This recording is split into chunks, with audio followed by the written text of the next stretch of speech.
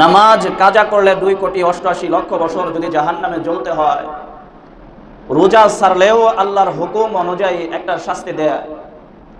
Normal শাস্তি হলো লাগাতার সে যদি ইচ্ছাকৃত রোজা রাখে, রোজা ছেড়ে দেয়, লাগাতার সে 60 রোজা রাখবে। যদি না পারে তথাপি মাঝখানে একটা ছুটে গেলে আবার 60টা শুরু হলো, এটা শাস্তি। রব্বুল আলামিন আমাদেরকে পুরস্কার ঘোষণা করেছেন তার হাবিব সাল্লাল্লাহু আলাইহি ওয়াসাল্লামের মাধ্যমে।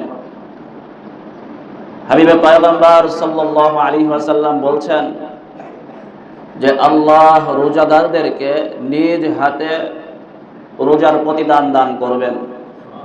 হাদিস as-সাওমু লি জাযাউ আহযাবিহি, বান্দা রোজা রাখে আমার জন্য, আর রোজার প্রতিদান স্বয়ং আমি আল্লাহ আমার বান্দাকে নিজ হাতে দিব। সুবহানাল্লাহ। যে যেমন তার দেনেওয়ালা হাতও ওই রকম বলো। রব্বুল আলামিনের বান্দারা আল্লাহকে এমন ভালোবাসে, গ্রীষ্মের সময় একেবারে কড়া রোদের মধ্যেও আল্লাহর মাহবুবিয়াত বান্দারা আল্লাহর উপরে ইয়াকিন রেখে রোজা রাখে। তারা জানে এই রোজা রাখলে যদিও দুনিয়াতে আমার জিহ্বা শুকায়া যাইতেছে, অন্তর শুকায়া গেছে, রোদে বড় কষ্ট হচ্ছে, তথাপিও তারা রোজা ছাড়ে না। একটা আশা আর আরেকটা হলো ভয় নিয়ে। এক আশা as-সাওমু লি জাযাউ আহযাবিহি, রোজা আমার জন্য, রব্বে কারীম আমাকে প্রতিদান দেবেন। আর আরেকটা হলো ভয়, যদি আমি রোজা ছেড়ে দেই না জানি আমার মালিক আমার উপরে নারাজ হয়ে যায় কিনা, আমাকে রোজা ছাড়ার কারণে আমার শাস্তি আমার উপরে অর্পিত হয়ে যায় কিনা। রোজা ছাড়ার জন্য বড় শাস্তি আল্লাহ নির্ধারণ করে রেখেছেন। নামাজ কাজা করলে 2,88,00,000 বছর যদি জাহান্নামে জ্বলতে হয়, রোজা ছাড়লেও আল্লাহর হুকুম অনুযায়ী একটা শাস্তি দেয়। নরমাল শাস্তি হলো লাগাতার সে যদি ইচ্ছাকৃত রোজা রাখে, রোজা ছেড়ে দেয়, লাগাতার সে 60 রোজা রাখবে। যদি না পারে তথাপি মাঝখানে একটা ছুটে গেলে আবার 60টা শুরু হলো, এটা শাস্তি। আল্লাহর নবী আলাইহিস সালাতু ওয়াস সালাম উনি এক সময় ঘুমিয়ে আছেন, হঠাৎ করে স্বপ্নে দেখেন 2 ফেরেশতা আসমান হতে নাজিল হলো। আল্লাহর নবী আলাইহিস সালাতু ওয়াস সালাম উনি স্বপ্নের মাধ্যমে দেখতেছেন আসমান থেকে 2 জন ফেরেশতা নাজিল হলো। পর আল্লাহর নবী আলাইহিস সালাতু ওয়াস সালামকে শোয়া থেকে উঠায়া বললেন চলেন। দো জাহানের নবীকে বললেন চলেন। কোথায় যাব? বলেন আপনাকে কিছু দেখাবো, এই জন্য আল্লাহ তাআলার হুকুম আপনাকে নিয়ে যায়, চলেন। স্বপ্নটাও নবীদের জন্য ওহী। ওহী 7 স্রোতে নাজিল। ওহীটা 7টা ক্যাটাগরিতে ভাগ আছে। সরাসরি জিবরাইলের মারফতে কোরআন আল্লাহ পাক রব্বুল আলামিন ওনার সিনার মধ্যে ঢোকায়া দিবেন, এটা একটা সূরা। আরেকটা সূরা উনি যখন ওনার উপরে কোরআন নাজিল হইতো, সিকেল টানার মতো এক ধরনের আওয়াজ হতো। পাথরের উপরে সিকেল টানলে যেরকম খ্যাস খ্যাস এক ধরনের আওয়াজ হয়, এত কঠিন ছিল।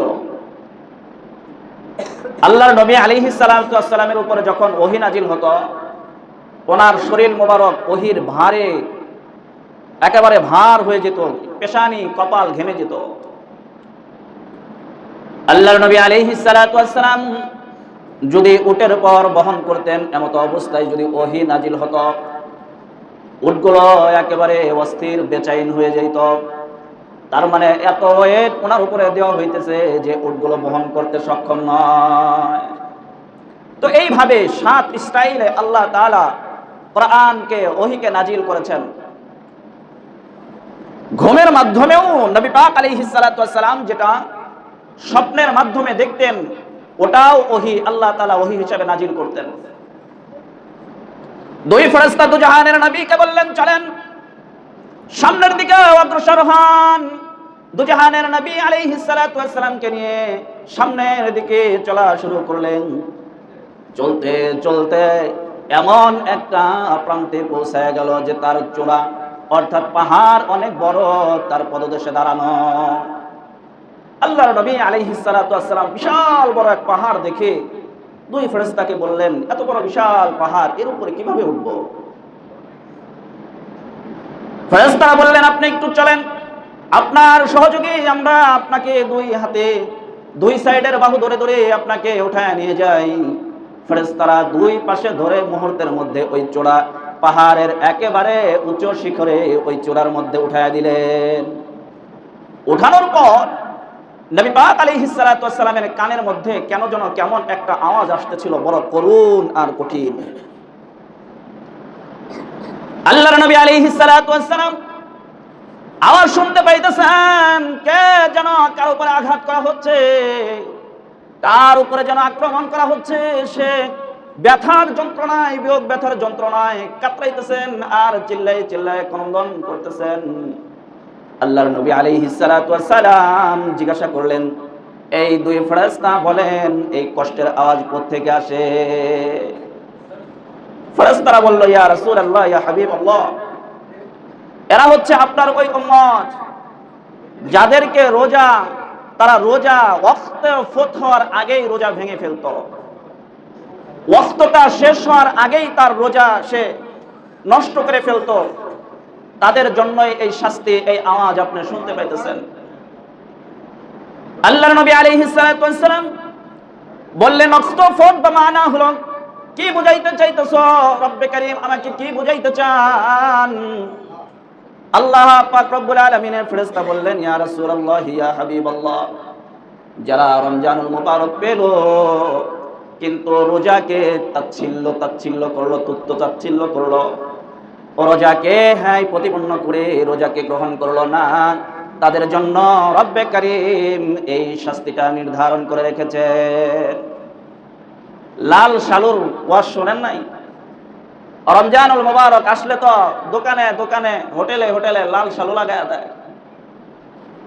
বিভিন্ন মাযহাবপন্থী যারা, কিছু কিছু যারা আহলে হক তরিকার উপরে নাই, তাদের কিছু কিছু মাজারপন্থী তাদের বাড়ির উপরে দেখবেন লাল শালু টানায়া পর্দা পতাকা উড়ায়া দেয়।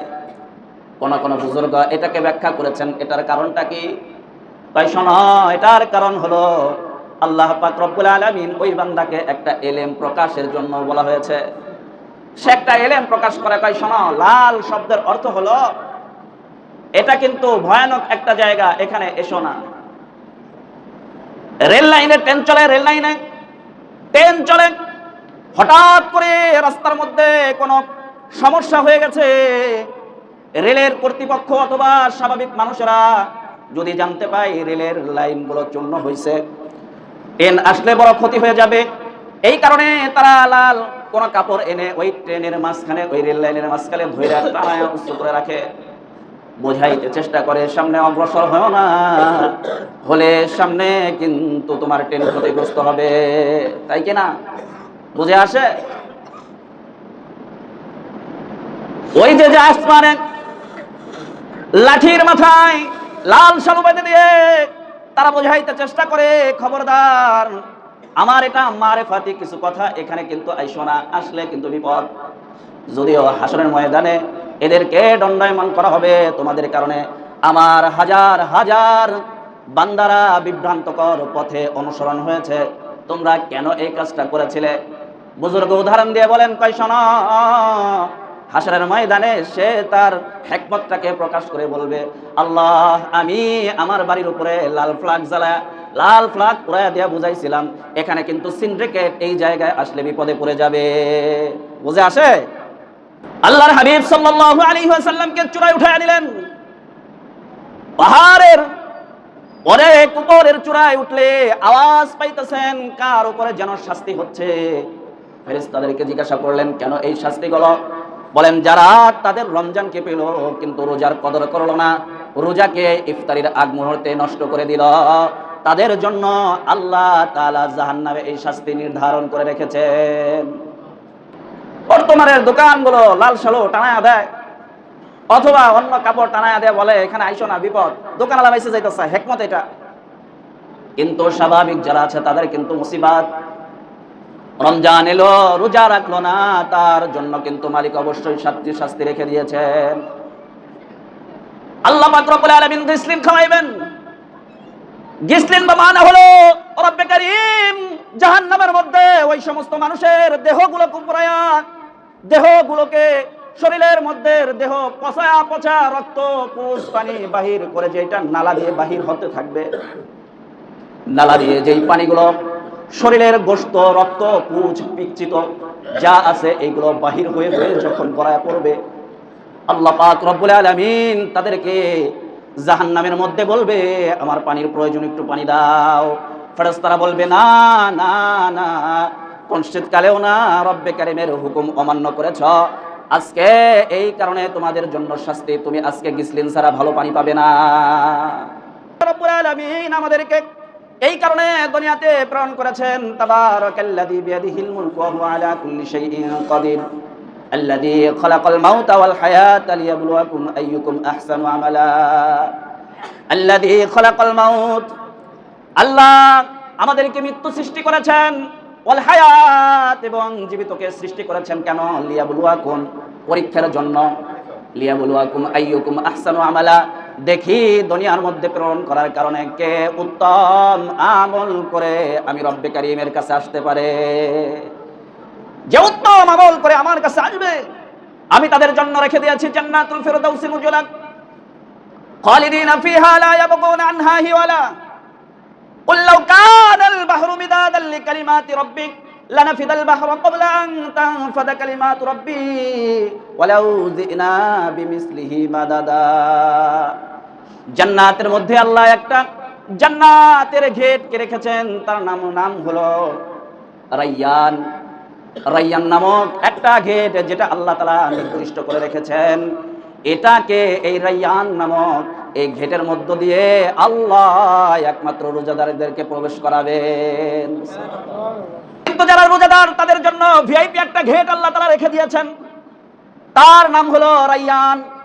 8টা জান্নাতের দরজার নাম আপনি শুনেছেন, তবক আপনি শুনেছেন, তার মধ্যে একটা নাম হলো রায়্যান। রায়্যান নামক এই দরজাটা শুধুমাত্র কেবলমাত্র একমাত্র যারা আল্লাহ রাব্বুল আলামিনের হুকুম রমজানুল মুবারক পেল আর যথারত রোজা আদায় করলো, রোজা আদায় করার কারণে রব্বুল কারীম আস-সাওমুলি জাযাউ আহজাবিহি, তার জন্য জাযা দিবেন রায়্যান নামক জান্নাত। সুবহানাল্লাহ। যে ইলম আমার কাছে নাই ওটাও দিবে, যে ইলম আমার কাছে আছে ওটাও দিবে, যে নিয়ামত আমার কাছে নাই ওটাও দিবে, যে নিয়ামত আমার কাছ থেকে আমার জানা নাই ওটাও দিবে। রব্বে কারীম এই নিয়ামতগুলো আমাদেরকে দান করে করে বলবে যে আজকে আপনার জন্য সুসংবাদ, দুনিয়াতে পেরেশান চৈত্র মাসের দিন, খটখটা দিন, জিহ্বা আর অন্তরটা শুকায় গেছিল, ওই সময় ইচ্ছা করলে একটু পানি পান করে জিহ্বা আর অন্তরটা শীতল করতে পারতে, না না না, এটাও করো নাই। আমি রব্বে কারীমের ভয়ের কারণে আর আশা নিয়ে তুমি অবস্থান করেছ, যত ওয়াক্তে তুমি ইফতারি করেছ, এই কারণে আসো আসো, তোমার জন্য আজকে রায়্যান নামক জান্নাত। সুবহানাল্লাহ। ইন্না আউলিয়া আল্লাহি লা খাউফুন আলাইহিম ওয়া লা হুম ইয়াহজানুন, যারা আল্লাহর ওলি হয়ে যায় তাদের নাই কোনো ভয়, নাই কোনো টেনশন, নাই কোনো টেনশন পেরেশান। দুনিয়ার মধ্যে আমরা কত পেরেশানে না ভুগি, এই পেরেশান সেই পেরেশান, সমস্ত পেরেশান দিয়ে আমরা ক্লান্ত হয়ে পড়ি। আল্লাহ বলে নাই, টেনশন নাই, ইন্না আউলিয়া আল্লাহ, তুমি তো আমার আউলিয়া, লা খাউফুন আলাইহিম, তোমার কোনো টেনশন নাই বান্দা, লা খাউফুন আলাইহিম ওয়া লা হুম ইয়াহজানুন, টেনশন করিও না, চিন্তা করিও না, সব আমি আমার জিম্মায় নিয়ে গেলাম, সব তোমাকে পঙ্খান্ন ভাবে পৌঁছায়া দিব ইনশাআল্লাহ। আমরা পাবো তো ইনশাআল্লাহ। আল্লাহ পাকের হুকুম যারা মানবে তাদের জন্য নিয়ামত, দুনিয়াতেও শান্তি, আখিরাতেও শান্তি, দুনিয়াতেও কল্যাণ, আখিরাতেও কল্যাণ। দুনিয়াতে পেরেশানহীন, আখিরাতেও পেরেশানহীন। যারা আল্লাহর হুকুম মানবে না, আল্লাহর তরিকা অনুযায়ী চলবে না, তাদের দুনিয়াতেও পেরেশান, আখিরাতেও পেরেশান। দুনিয়াতেও টেনশন, আখিরাতেও টেনশন। রোজা আমাদের একেবারে পিওর রোজা আমাদের জন্য শরীরের বিশাল বড় ঔষধের ন্যায়, ইনজেকশনের নয় কাজ করতে থাকে। সুবহানাল্লাহ। শিরাগুলোর মধ্যে রক্ত চলাচল করে, এর মধ্যে যেই রক্ত চলাচল করে, এই চলা রক্তগুলো যখন এর মধ্যে কোলেস্টেরল জমে যায়, এর মধ্যে যখন মেদ জমে যায়, ওই অবস্থায় সে স্ট্রোক করে।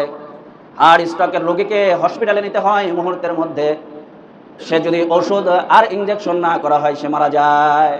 তাকে মুহূর্তের মধ্যে, হাড়ের রোগী যাদেরকে স্ট্রোক এই মুহূর্তে হলো, তাকে অন্তত ওই মুহূর্তে 2টা হোক 4টা হোক ইকোস্পিন তাকে চাবায়া খাওয়ায় দিতে হয়, তা না হলে সেই মুহূর্তে মারা যাবে। আল্লাহ পাক রব্বুল আলামিন এখানে বুঝাইলেন, কই শোনো, রমজানকে তোমাদের জন্য দান করা হয়েছে। রমজানের একটা ফাজাইল হলো, তোমার দেহের মধ্যে যে চর্বিগুলো আছে, এই চর্বিগুলোকে একটা মাস রোজা থাকার কারণে তোমার দেহের চর্বিগুলোকে আমি নিবারণ করে দেই, সরায়া দেই, সুস্থ তুমি হয়ে যাও। সায়েন্সবিদরা বলে রোজা এমন একটা জিনিস মানুষের জন্য, মানুষ তার নিজের অস্তিত্ব এবং নিজের জীবনটাকে টিকায় রাখার জন্য বছরে একটা মাস রোজা রাখবে, এটা তাদের জন্য আল্লাহর পক্ষ থেকেও ফরজ। তবে হ্যাঁ, আমাদের সায়েন্সবিদদের পক্ষ থেকে ফরজের উপরেও যদি থেকে থাকতো, তাহলে আমরা এটাই বলতাম যে তোমরা এটাকে গ্রহণ করো। সুবহানাল্লাহ বলেন। রব্বে কারীম যেই দৌলত আমাদেরকে দান করেছেন, যেই জিনিসগুলো আমাদেরকে দান করেছেন, এটা আমাদের জন্য উপকার। আমরা মনে করি এই কষ্টটা আমাদের না দিলেও কি আমরা হয়তোবা ভালো থাকতাম। রব্বে কারীম যে আমাদের দেহকে বানাইলেন, রব্বে কারীম জানেন না কি এই দেহটা কিভাবে সুন্দর করে চলবে? রব্বে কারীম জানেন। গাড়ি বানাইছে, মোবাইল বানাইলো, এর জন্য ক্যাটালগ দিয়ে দিল। রব্বে কারীম আমাদেরকেও ক্যাটালগ হিসাবে আল্লাহ তাআলার ফরমানে এইভাবে রব্বে কারীম আমাদেরকে রমজানুল মুবারক দান করলেন। এই কারণে যে রোজা রাখবে, আল্লাহ নিজেই বলেছেন তার হাবিবের মাধ্যম দ্বারা, as-sawmu li jazaa'u ahzabihi, রোজা আমার জন্য বান্দা, তোমার পেরেশান আর টেনশন নাই, এর প্রতিদান স্বয়ং আমি আল্লাহ এর প্রতিদান দিয়ে দিব। সুবহানাল্লাহ। আল্লাহ পাক রব্বুল আলামিন এই রায়্যান নামক জান্নাতের দরজাগুলো খোলা রাখবেন ততক্ষণ পর্যন্ত যে রমজানুল মুবারকের যারা রোজা রাখলো, আল্লাহর হককে আদায় করতে পারলো না। আল্লাহ তাআলা যার হক আল্লাহ তাআলা, আল্লাহর বান্দারা আল্লাহর হককে আদায় করলো, আল্লাহ পাক রব্বুল আলামিন তাদের দরজা, ওই রায়্যান নামক দরজাকে খুলে দিয়ে বলল, ঢোকো, প্রবেশ করো। সব রোজাদাররা রায়্যান নামক এই দরজা দিয়ে প্রবেশ করার পরে আল্লাহ পাক ফেরেশতাকে বললেন, এখন রায়্যানের দরজাগুলো বন্ধ করে দাও, কারণ এখন আর আমার ভিআইপি পোস্টের আর কোনো রোজাদার নাই, এখন বন্ধ করে দাও। আল্লাহ পাক রব্বুল আলামিন রায়্যানের দরজা বন্ধ করে দিয়ে এবার আল্লাহর হুকুম যারা মেনেছে তাদের জন্য আল্লাহ প্রতিদান দিতে থাকবেন। কেমন দিবেন? জান্নাতুল ফিরদাউসি নুজুলা খালিদিনা ফিহা লা ইয়াবগুনা আনহা হিওয়ালা। এই জান্নাতটা দিয়ে বান্দাদেরকে বলবেন, আর কোন চাহাত আছে কিনা? সমস্ত বান্দারা বলবে, আল্লাহ সব পূরণ হয়ে গেছে, আমরা যা চাবো চাওয়ার থেকে আল্লাহ অধিক দিয়ে দিছো, আর কিছুই তো আমাদের মনে আসে না। কিছু সংখ্যক আল্লাহর গোলামরা বলবে, আল্লাহ জান্নাত নেব না। আল্লাহ পাক রব্বুল আলামিন বলবেন, কি হলো রে? যার জন্য সমস্ত মানুষেরা পাগল, সেটা তোমাদেরকে আমি দান করলাম, তোমরা কেন বলো আর নেবে না? এইগুলো নিবে না, কি চাও তোমরা? আল্লাহ পাক রব্বুল আলামিনের কিছু বান্দারা বলবে, এমন জিনিস চাই যে জিনিসের জন্য আমরা নিরাকার মালিক আল্লাহ তোমাকে ইবাদত করেছি। জান্নাত ও দোজখ সে আরাব क्या करो, जन्नत ও দোজখ সে আরাব क्या करो, आरज़ू है मैं तुझो देखा करो, आरज़ू है मैं तुझो देखा करो। রব্বে কারীমকে বলবেন, আল্লাহ জান্নাত আর জাহান্নাম নিয়ে আমার লাভটা কি? জান্নাত জাহান্নামের নিয়ামতের কোনো দরকার নাই। আর জুহাই, আমাদের তো তামান্না, আমাদের তো আবদার, মালিক তোমাকে দেখি নাই কখনো অনুভব, আমার মালিক এইভাবে হবেন, এইভাবে হবেন, এই ধরনের টেনশন আমাদের নাই। তোমাকে দেখি নাই তবে মেনেছি, ও মালিক তোমার তাজাল্লি না, তোমার জামালি নূরটা একটু দেখা দাও, আমাদের হৃদয়টা ঠান্ডা হয়ে যায়। জান্নাত জাহান্নাম তো এটা নাথিং ব্যাপার। আমি যদি আমার মালিককে পেয়ে যাই, এইগুলো তো আমার পিছনে অলরেডি হাঁটতেই থাকবে। এই কারণে দুই শ্রেণীর মানুষ হয়। এক শ্রেণীর মানুষ জান্নাত তাদের জন্য চাহাত, জান্নাতকে চাইবে, ওই মানুষগুলোকে জান্নাত দেওয়া হবে, জান্নাত পেয়ে যাবে। জান্নাত পাওয়ার পর সে শুকরিয়া আদায় করবে, আলহামদুলিল্লাহ। আর আরেক শ্রেণীর মানুষ বলবে আল্লাহ জান্নাতের দরকার নাই। ওই শ্রেণীর মানুষের পিছনে স্বয়ং জান্নাত তার পিছনে হাঁটতে থাকবে আর বলতে থাকবে আমাকে গ্রহণ করো, আমাকে গ্রহণ করো। এক শ্রেণীর মানুষ চায় চায় পাইল, আরেক শ্রেণীর মানুষ যারা তাচ্ছিল্য করতেছে তোমার দরকার নাই, কিন্তু ওই জান্নাতি সরাসরি তার পিছনে সওয়ার হয়ে হয়ে বলবে ও মহা মালিকের বান্দা, আমাকে পাওয়ার জন্য কত মানুষ ব্যাকুল, আর আমি স্বয়ং তোমার কাছে আসতেছি, তুমি আমাকে গ্রহণ করো, তুমি আমাকে গ্রহণ করো।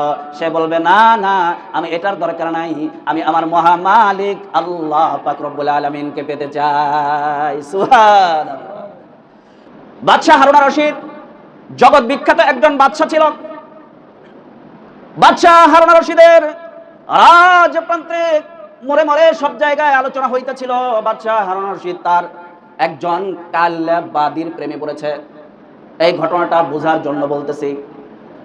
মানুষে একে অপরের সাথে কানাঘুষা করতেছে, বাদশাহ হারুন আর রশিদ কালী একজন বাদীর প্রেমে পড়েছে।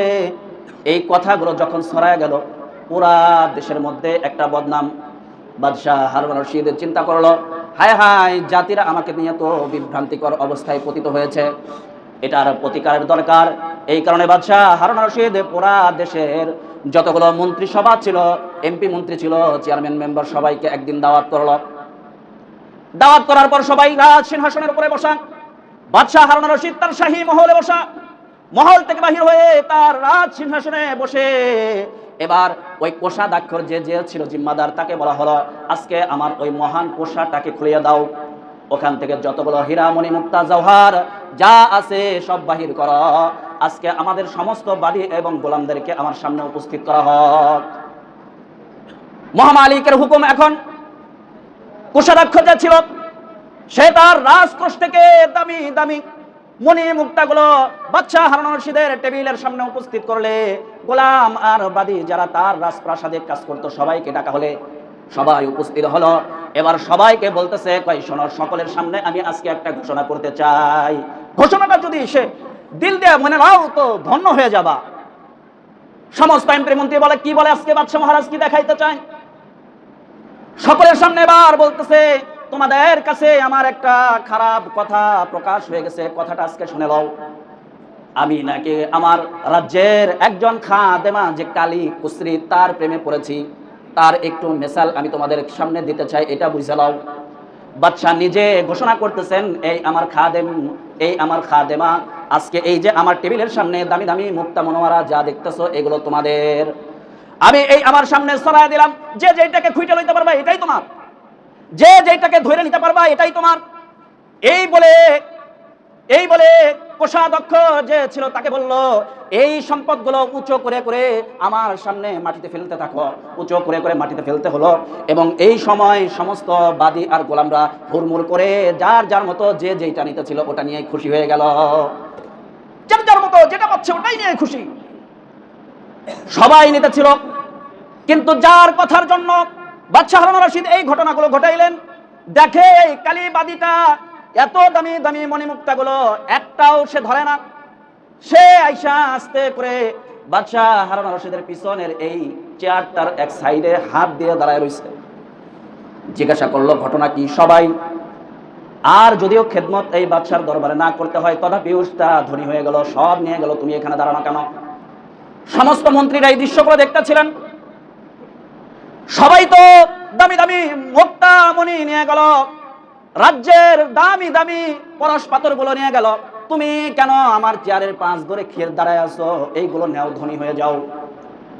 সবাই নেওয়ার পর এখন এই মহিলা তার জবান থেকে বলতেছে, বাদশাহ মহারাজ, আমি এতটুকুই পেয়েছি যে গোটা রাজ্যের মালিক তাকে আমি আমার নিজ হাতে পেয়েছি। সবাই বলল, পাগল হয়ে গেল কিনা, রাজ্যের মালিককে পাইলা কেমনে? তাই সবাই রাজ্যের মালিকের থেকে মালিকের উপকৃত যেই সম্পদগুলো ছিল এইগুলো নিল। এই নিয়ে তারা ধন্য হয়ে গেল। কিন্তু আমি আমার রাজ্যের মালিককে পেলাম এই কারণেই যে আমি ওই সমস্ত সম্পদ না ধরে সম্পদের মালিক যিনি তাকে, তার চেয়ারটাকে আমি ভালোবাসে ধরে রাখছি, তার মানে তাকে আমি ধরে রাখছি। সমস্ত মন্ত্রীরা পরেশান হয়ে গেল, হায় হায়, এ তো মহিলা কালো হলেও কিছু করার নাই, এর যে হিকমত আর বুদ্ধি, এর যে বিচক্ষণতা, এই বিচক্ষণতার কারণে বাদশাহ এত সুন্দরী সুন্দরী রমণীদের প্রেমে না পড়ে একজন কালী কুশ্রীর প্রেমে এই কারণেই পড়ছে। তার চেহারার কোনো গরিমা নয়, শুধুমাত্র তার বুদ্ধির কারণে, তার ইনসাফিয়াতের কারণে বাদশাহ তাকে মোহাব্বত করে, আর এটাই প্রকাশ। বান্দারা জান্নাতেও ঢুইকা বলবে, আল্লাহ জান্নাত জাহান্নামের আমার আশা নাই, একমাত্র তোমাকে পাওয়ার আশা। কারণ তোমাকে পেয়ে গেলে গোটা রাজ্য আর রাজ্যের যা কিছু আছে সমস্ত জিনিসের মালিক আমরা হয়ে যাই। সুবহানাল্লাহ। আল্লাহ পাক আমাদেরকে আল্লাহর দেওয়া হুকুম যথাযথ আদায় করার তৌফিক দান করেন, বলেন আমিন। আমি আয়াতে কারিমা তিলাওয়াত করেছিলাম, কদ আফলাহাল মুমিনুন, মুমিনরা সফল কাম হয়ে গেছে। আল্লাযীনা হুম ফি সালাতিহিম খাশিউন, যারা নামাজের মধ্যে ভয় ভীতস্ত অবস্থায় ইবাদত করে। ওয়াল্লাযীনা হুম আনিল লাগওয়ি মুরিদুন, যারা অশ্লীল উদ্দীপনা কথা থেকে তাদের জবানকে হেফাজত করে। ওয়াল্লাযীনা হুম লিফুরুজিহিম হাফিজুন, আর যারা তাদের লজ্জা স্থানকে হেফাজত করে। ওয়াল্লাযীনা হুম লিযাকাতি ফাইলুন, যারা তাদের যাকাতকে পরিশুদ্ধ করে, যাকাত প্রদান করে। ওয়াল্লাযীনা হুম লিফুরুজিহিম হাফিজুন, যারা তাদের লজ্জা স্থানকে হেফাজত করে। আও মা মালাকাত আইমানুহুম ফাইন্নাহুম গায়রু মালুমিন, আল্লাহ পাক রব্বুল আলামিন দিয়েছেন যারা তাদের দাসত্ব অবস্থায় ছিল তাদের সাথে মিলনচার করলে তাদের গুনাহ হবে না, এটা রহিত হয়ে গেছে এই আয়াত। আল্লাহ পাক রব্বুল আলামিন 5টা আয়াত যদি কোনো বান্দার জিসমের মধ্যে চলে আসে, আল্লাহ পাক রব্বুল আলামিন নিশ্চিত তাকে সুসংবাদ শোনায় বলেন, তোমার জন্য জান্নাতুল ফেরদাউস আর জান্নাতুল মাওয়ানা, জান্নাতুল রায়্যানের দরজা খুলে দিলাম। সুবহানাল্লাহ। আল্লাহ পাক রব্বুল আলামিন আমাদের সকলকে আল্লাহর হক বুঝে বুঝে আদায় করার তৌফিক দান করুন, আমিন।